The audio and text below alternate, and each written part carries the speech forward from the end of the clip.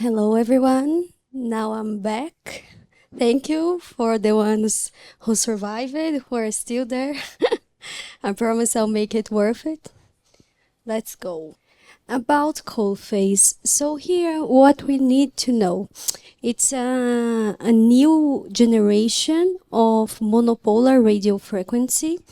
So, as you could see, when I'm talking about Liftera, I've discussed a lot about anatomy, about some details, risky areas. Here we don't have to worry about, but we need to understand the technology. This is what's going to help us to achieve better results and of course to deliver more to our patients. So about technology, what we are going to discuss now is skin impedance, cooling, potency, and tip, how this can interfere in our procedure, indications, applications, my own experience, and again, results. About mechanism of action here, so as I've told you, we have a monopolar radio frequency. Based on that, we know that there is this energy the radio frequency is generated by a high frequency electric current that travels through the active tip and it returns to the grounding pad that is attached to our patient. Here, the electric field will produce a volumetric heat to the underlying structures, here mainly the dermis and the fibrocept. So you realize right now, and this is what I want you to take as like a home message, that this is different from Liftera. Liftera, we are all working in deeper layers to have like that lifting effect, and here it's more intense in the surface. So basically dermis and fibrocepta. Because of that, here we expect more like a skin tightening effect. So here is a short video showing the application and the effect on the skin. And what we have expected on tissue, it's a tissue damage and subsequent remodeling and new collagenesis. And what is so special about Coolfase here is the cooling system. So if someone here has experience with older devices of monopolar RF, you must remember that it was so painful and the consumables were so expensive that sometimes we couldn't go ahead with this kind of treatment. And now we have this kind of cooling that is important to preserve the epidermis, and still we just need the tip.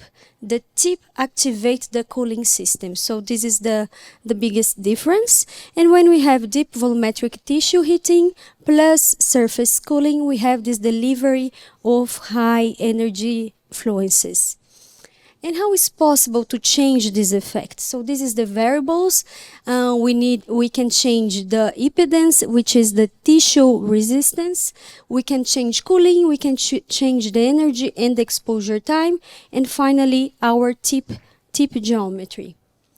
And to understand here, we need to remember some concepts, such as this conductivity of the skin, because we know stratum corneum, which is in the epidermis, it doesn't have water. If it doesn't have water, we have low conductivity and high impedance to the flow of this current. But by the other side, dermis, it has a very low resistance to the flow of this current, and of course a high conductivity. So based on this, we still are going to have like more action in this skin layer, the dermis.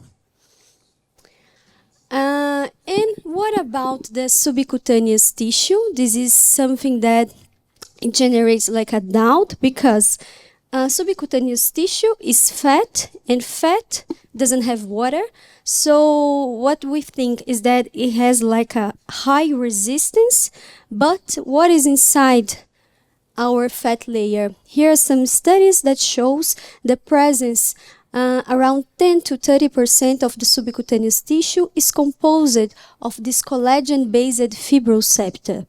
So here is going to be the target of our monopolar radio frequency, because these septors, they have conductivity, and which means it has low resistance. And the other thing that we can change with our treatment is the temperature. As we see here, when heating to a determined temperature, we have the decrease of the impedance, which is interesting when we want to achieve deeper layers. As you're going to see, what do we can tell to our patients? We can tell them to improve their skin hydration, so then it reduces the impedance. And of course, we can associate with another procedure that generates a preheating of our skin, and this also may reduce the impedance, and the treatment then it gets deeper. Perfect. Now moving on, what I've said, the direct contact cooling, which is here our biggest differential. This DCC is a patented technology, and what it means. So here we don't need those gas tanks, we don't need like a liquid that is cooled, we don't need to wait for this gas exposure time, because it's all inside our tip. So here how our tip has a very high technology that has this accurate temperature detection, a precise impedance measurement, and this is what it make it so special. Other thing is about adjusting this cooling. So we know that more collagen fibers were affected in the first 1 to 2 millimeters skin layer. When we reduce this cooling, with no cooling, maybe the treatment will be more superficial. And about the power information, that is what we have in our display, in our technology, we can understand here that these levels, the maximum power is 140 watts, which is the maximum allowed. It's a Korean technology. And the levels, they go from 1 to 10. And here, from level 1 to 6, we already have this increasing power. And level 6, the maximum, which is 140. But we increase the exposure, but we maintain the exposure time. And when we have the other levels, 7 to 10, you see that we have already the maximum power, but then we increase the exposure time. So level 10 is the maximum power with the maximum exposure time, and that's how we deliver more energy. It's our most intense treatment. And finally, with energy, it doesn't affect the depth of our treatment, but it does have it's related with a greater percentage of collagen fiber production. And finally, our tips here, we are going to use our face tip, which has 2 centimeters by 2 centimeters, which is very good to treat face, but we can treat eye and body as well. And here are the key points then. So I've told you about a monopolar radio frequency with this new system, which is the DCC, direct contact cooling technology. It can achieve 5 degrees inside this tip, so it protects very well the epidermis. No need here for cryogeny or any liquid-based cooling. Non-invasive, minimal discomfort, no downtime. Again, everything that our patient wants. And here what we need to understand is why it's so different from Liftera. Liftera, of course, both treatments, their indications are related to this skin laxity, so we can achieve improvement of skin laxity with both of them. But Liftera is related with more lifting, with this tissue repositioning, with improvement of contour or face and body contour. And here we are talking more about tightening. We're talking about improvement of fine lines, wrinkles. So it's much more indicated to a skinny face. This is the best because it's more intense than Liftera in the surface. This is the message. So here again, indications as I've told you, and you can treat all areas in face, body, everything where we have laxity.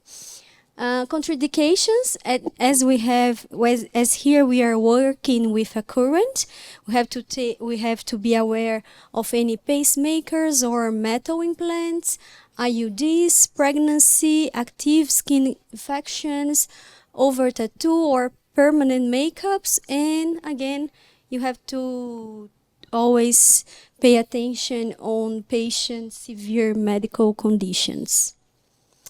About adverse effects, we don't have big adverse effects related until now.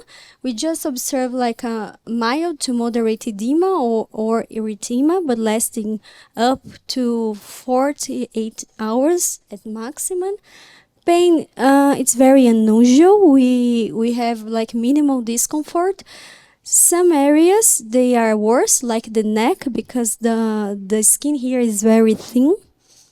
And burns is scary. We have reports with another kind of technology, but no with Coolfase. And here is how the display is shown for us. We can adjust, as I've told you, the level 1 to 10, and we can adjust also the cooling system. When it's 1, you can see here 20 degrees. When it's 5, we have 5 degrees. So it's cold. It really protects the epidermis. And something that we have noticed, it's a tip that you can remember after if you're going to use it. Is this AVG. So when this AVG is between 30 to 5 joules, it means you have the correct amount of energy delivery to our tissue. And the application here is easy. I would say it's easier than Liftera because you just have to draw lines and follow them. And the most important is to accumulate passes. We have to avoid here thyroid region, but what I do is to like pull the skin and then we can treat both sides. In the application, we have to overlap these shots. So the company recommends 20 to 30%. What I've been doing with my experience is to increase then, and we can achieve a better result and very safe still. And here are some sensitive areas. So we have to monitor the patient's pain. If the patient reports to you a pain, we just have to reduce this level. And here, finally, my protocols. Here, again, what we've learned before is that multiple passes, they are always best. Even if we use lower energies, then increase the energy and you just like perform 1 to 2 passes. So it's better to increase these passes. And this is what I've been doing. So in each area, we can treat all over face, as I've told you, neck and body. But if we choose to treat the face, for example, I will treat all the face and then extra passes in these both lines. Here, again, is my ligament line that comes from the periorbital, here the lateral orbital, and goes to our jawline. Another line that comes here from our oral commissure and it goes in direction of the temple. And here 4 to 6 passes until we see our endpoint. And what is our endpoint? We need a very mild edema and erythema. When you see this in our patient's face, it's good enough. And here suggestions, interval of 6 months to 1 year, a treatment of face, body and periorbital regions. What I've been doing is to repeat these treatments, 3 treatments with a 1 month interval. And here a short video again showing how it's the application with this Coolfase. So here we have to attach the grounding pad to our patient, and this is the tip, that is the active pad. When it's connected, it's ready to use. So the application is very easy, as you can see. The tip, we have to do like a pressure, and when this pressure is enough, it reads the impedance of the skin and it produces our shot. And as I told you, we have to repeat these passes. So I start here from the central part of our face, and it moves laterally until it's done. When we see this edema and very mild redness, it's done. And here you can see that I've adjusted to level 10, which is the maximum, 140 watts with maximum time exposure time and maximum cooling. So then the epidermis is protected. Here, so it's useful if you have already the device, maybe you'll have it soon. And we don't count actually the number of shots, so this is just for you to have like an average, because as I told you, what is important is to repeat these passes until you can see the ending point.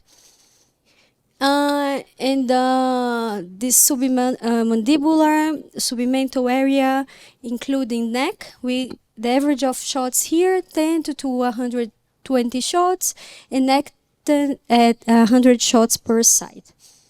So here are some pictures that I want to show you. This is a male case.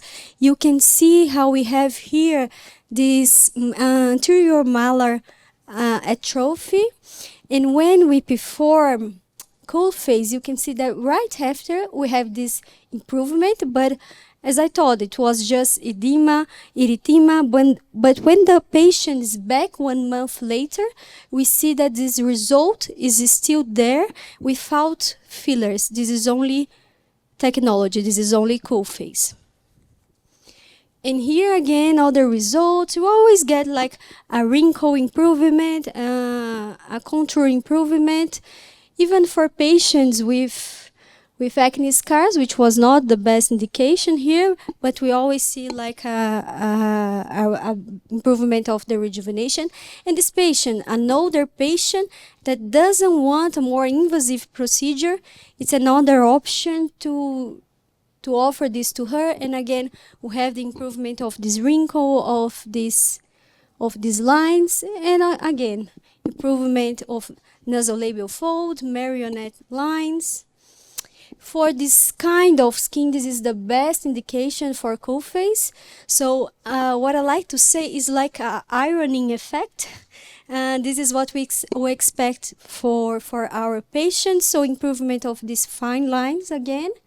And here I just performed in the superior eyelid, and we can see improvement of this area. And the last one, I wanted to show like a body treatment. The color is very different. I'm sorry for that, but the patient used that artificial tanning lotions, and that's why it's so different. But here she has like a dermatofibromas, so it's the same patient. But we know this is the best. So this is very interesting to you understand. This is the best indication for Coolfase. A patient that doesn't have a fat tissue, nothing of fat, but a lot of skin and very thin skin. So when we have this kind of patient, the best indication is Coolfase. Thin skin. And you see that after 2 sessions, you already have a good result. But after 3 sessions, all this skin, we have like a very good improvement.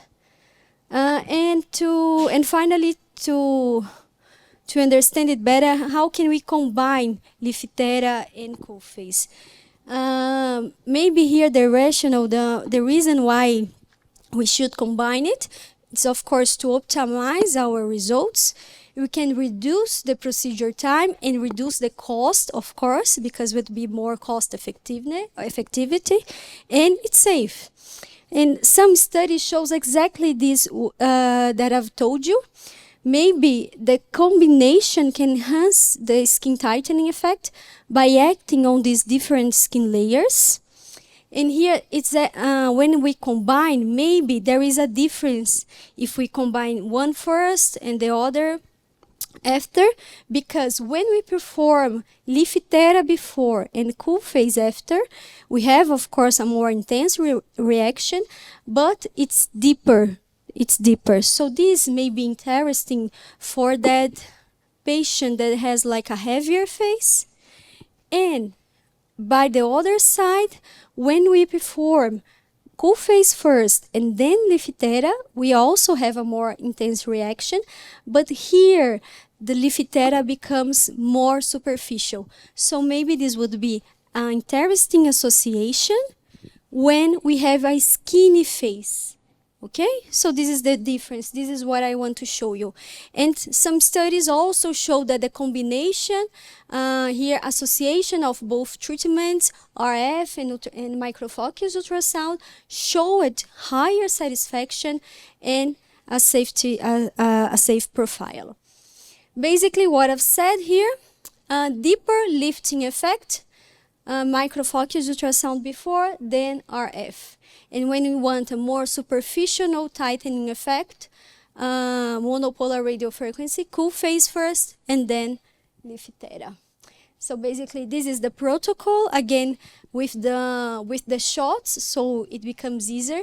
And if you observe, if you remember then the first protocol I showed to you, what I've done here is that I remove my shots with the transducer 1.5, because Coolfase will work much better in this superficial layer. So here I only include my 4.5 and 3 millimeters with Liftera, and then I use more shots of Coolfase in this periorbital region, in regions that we know that we have more wrinkles, we have fine lines. And when we are treating a skinny or a standard face, for example, I start with Coolfase and then I finish with Liftera. And here more shots with Coolfase because we want to solve these fine lines, we want to treat more superficial. And when I move to my Liftera, I don't use, as I told you, the line 4.5, but I can reduce my shots with 1.5 millimeters. So this is a big advantage. So that's what I wanted to show to you. Thank you very much for your attention again. Mil.